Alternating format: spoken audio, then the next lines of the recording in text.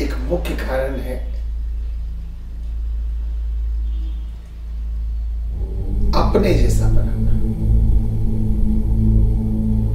हर चीज को अपने अनुकूल ढालने की प्रवृत्ति। यदि वो आप जैसी नहीं है तो आपके लिए दुख का कारण। उदाहरण के लिए, जैसे आप सुबह 4 बजे उठते हैं,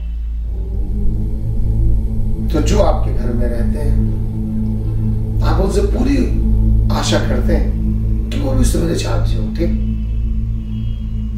और वो नहीं उठते हैं। जब वो नहीं उठते हैं तब दुखी हो जाते हैं, कोसते हैं, मन में 10 गालियां देते हैं, सो रहे हैं, सो के मोटे हो जाएंगे, बीमारियां घेर लेंगी, सब बातें। वो ठीक बात है कि सुबह उठना अच्छी आदत है, परंतु हो सकता है कि व्यक्ति रात को 2 बजे तक काम करता हो। आज जो समय चल रहा है उसके अनुरूप कहना बड़ा मुश्किल है कि अगले व्यक्ति की जॉब कैसी है। हम सबको अपने जैसा, अपने अनुरूप, जैसा हम सोचे वैसा आप सोचो, जैसे हम दिखे वैसे आप दिखो। अगर मैं पैंट शर्ट पहनता हूं तो आप भी पैंट शर्ट पहनो, मैं जीन्स पहनता हूं तो आप भी जीन्स पहनो, मैं धोती पहनता हूं तो आप भी धोती पहनो। ऐसा ही चाहते हैं। ये बहुत बड़ा कारण है। जहां लोग एक साथ रहते हैं, कंबाइंड फैमिली, वो इसी मूल कारण की वजह से टूट जाती है।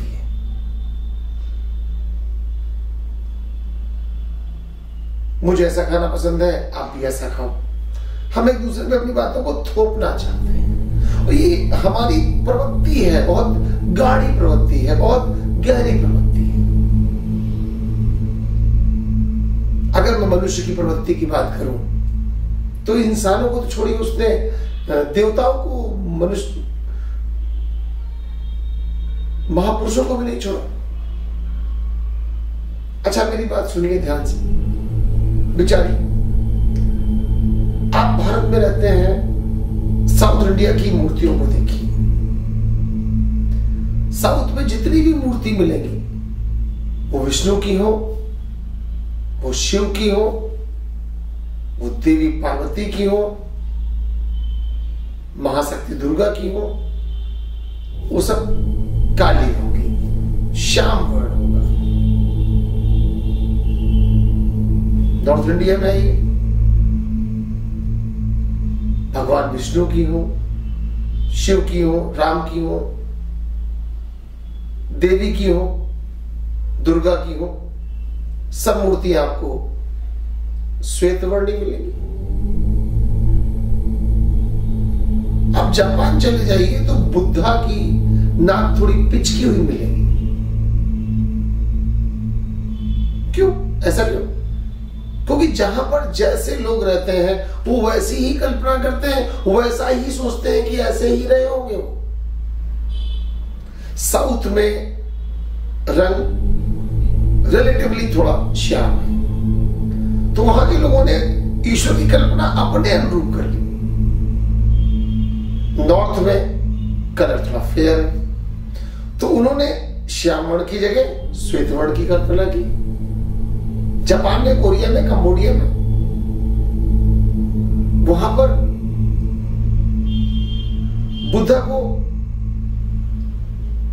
बुद्धा की नाक पचका दी। क्यों पचका दी नाक? क्योंकि वहां के लोग वैसे दिखते हैं। Chinese look, Mongolian look, Japanese look, Korean look. तो जब हम ईश्वर को नहीं छोड़ रहे हैं, ईश्वर को अपने अनुरूप ढालने का प्रयास कर रहे हैं, या प्रयास नहीं कर रहे, मनोवृत्ति है हमारी, तो हम दूसरे को कैसे छोड़ेंगे जो हमारे साथ रहने के लिए आया? हम अपने अनुरूप ही बनाना चाहते हैं। यही ह्यूमन टेंडेंसी है, यही मानव स्वभाव है। मैं आपको उदाहरण देता हूं। एक बार मैं गांव गया, अपने गांव। प्रारंभ से ही मैं क्लीन शेव था।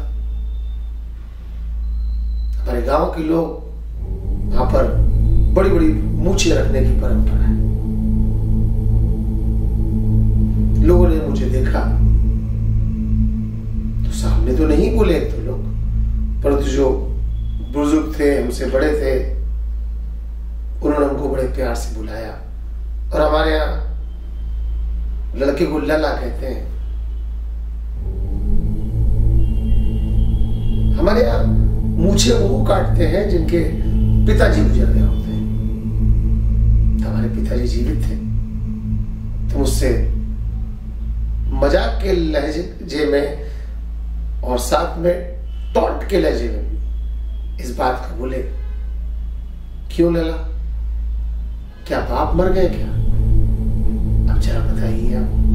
मैंने उनके मूछे ही मात्र नहीं रखी तो उन्होंने मेरे पिताजी को मार दिया। मैं मुस्कुरा दिया, क्योंकि किसी भी चीज का जवाब तुरंत देना उचित नहीं होता। और जब मन प्रसन्न हो तो क्रोध नहीं आता। क्रोध नहीं आया, मन प्रसन्न होगा, मन प्रसन्न था।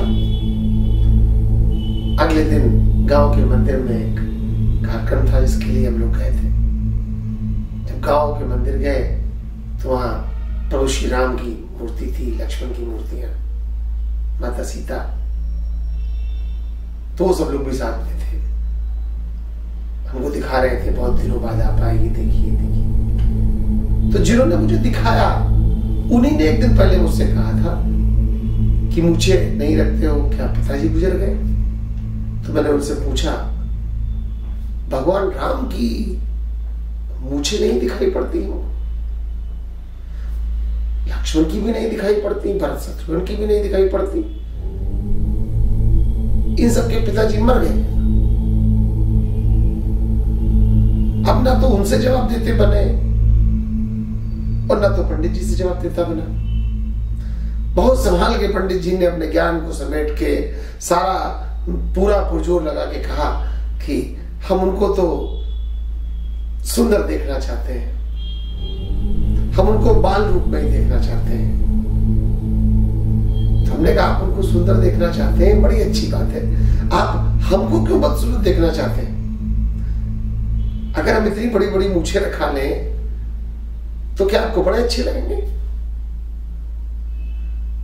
प्रश्न अच्छे और बुरे का नहीं है, प्रश्न दाढ़ी और मूछ रखाने का भी नहीं है। ये सारी बात व्यक्तिगत हो सकती है, लेकिन इस बात की व्यक्तिगत नहीं हो सकती है कि मैंने मूछें नहीं रखाई हैं तो आपको भी मूछें नहीं रखानी है वरना आप खराब हो, या मैंने मूछें रखाई हैं तो आपको मूछें नहीं रखानी है वरना आप खराब हो।